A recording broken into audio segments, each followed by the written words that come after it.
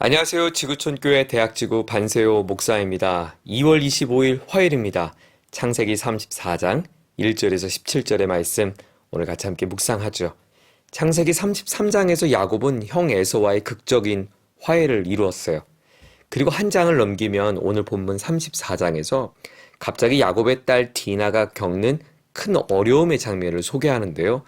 여러분, 이렇게 상반되는 이야기 중에 이 이야기를 풀어가는데 아주 중요한 단서가 되는 에피소드가 33장 말미에 소개되었어요. 그것은 야곱이 형 에서와 화해를 한 뒤에 그가 정착하는 장면인데 이것은 아주 중요한 단서가 됩니다. 형 에서는 세일로 돌아가죠.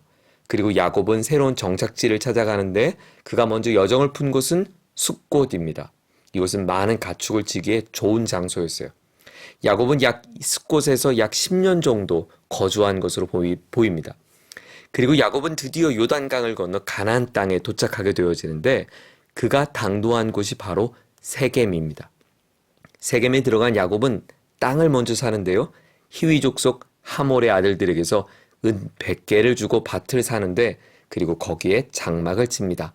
이때 야곱이 그 땅에서 단을 쌓고 하나님을 예배하는데 그 단의 이름을 엘로헤 이스라엘이라고 33장 20절에 이름을 붙였어요.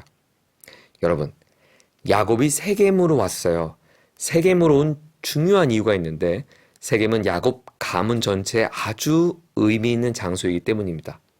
바로 아브라함이 75세에 처음 가나안 땅에 도착했을 때 하나님께서 이 땅은 내 자손에게 주는 땅이야 라고 말씀하며 가나안이 하나님의 언약 백성의 땅이란 것을 최초로 계시하셨던 곳이에요. 그래서 아브라함은 처음으로 이곳에서 하나님 앞에 예배하며 단을 쌓게 되죠. 바로 야곱은 내가 그 아브라함의 축복의 대를 이어가는 언약 백성인 것을 표현한 것입니다. 그래서 의도적으로 마치 아브라함이 그렇게 했듯 자기도 아브라함의 일을 재현하듯 하나님께 예배하며 하나님, 제가 그 하나님 나라 언약의 상속자인 거 아시죠? 이런 마음으로 예배드렸다는 거예요. 그래서 그 단의 이름을 하나님을 향해 아브라함의 하나님, 이삭의 하나님 이렇게 부르지 않고 엘로헤 이스라엘, 야곱의 새 이름이 이스라엘이죠. 이스라엘의 하나님이라고 불렀던 것입니다. 여러분, 이 대목이 아주 중요해요. 엄밀히 말하면 야곱은 세겜에 이렇게 정착하고 여기에 안주하면 안 돼요. 왜냐하면 그가 창세기 28장에 형과 아버지를 속이고 라반의 집으로 처음 도망칠 때 하나님께서 그가 돌 베개에 이렇게 베고 있을 때 야곱을 만나 주셨잖아요. 그 야곱을 하나님이 만나 주셨던 그때 야곱이 감격에 못 이겨서 그 땅을 베델이라고 불렀고 하나님 앞에 이렇게 서원했어요. 하나님, 당신이 많이 저를 지켜주시면 제가 돌아와서 이곳에서 하나님을 예배하겠습니다. 그런데 야곱은 자신이 하나님과 약속했던 약속을 잊어버린 거예요. 땅까지 사면서 세겜에 안주하고 만 거죠. 하나님과의 극적인 만남 뒤에도 여전히 부족하고 연약한 야곱의 모습, 그런 야곱의 영적 나태함을 보여주는 장면이 바로 오늘 본문 34장입니다. 자, 34장은 레아를 통해 낳은 딸 디나를 소개하는데 그만 그녀가 홀로 낯선 땅을 갑니다. 그리고 그녀는 강간을 당하는 끔찍한 일을 겪게 되죠. 가해자는 세겜의 추장, 세겜성의 추장입니다. 히위 족속 하몰의 아들입니다. 세겜은 자신의 욕정에 못 이겨서 그만 디나에게 지울 수 없는 아픔을 주었습니다. 그리고 큰 수치와 공포에 떨고 있는 디나의 마음을 위로하고자 아버지 하몰에게 찾아가서 디나와 결혼을 성사시켜달라고 간청합니다. 자, 아버지 야곱이 이 딸의 소식을 듣습니다.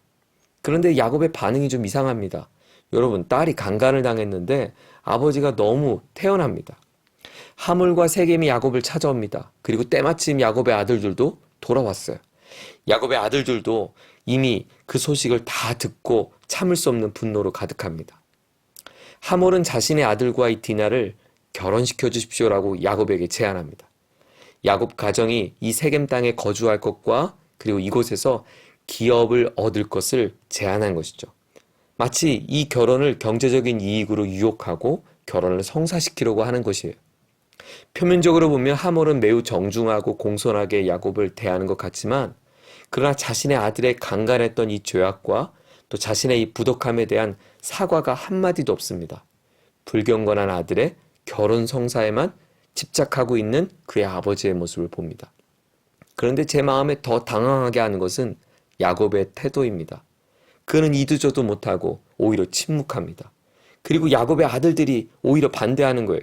할례받지 않은 족속에게 내 누이를 주는 것은 그들의 수욕이 된다는 것입니다.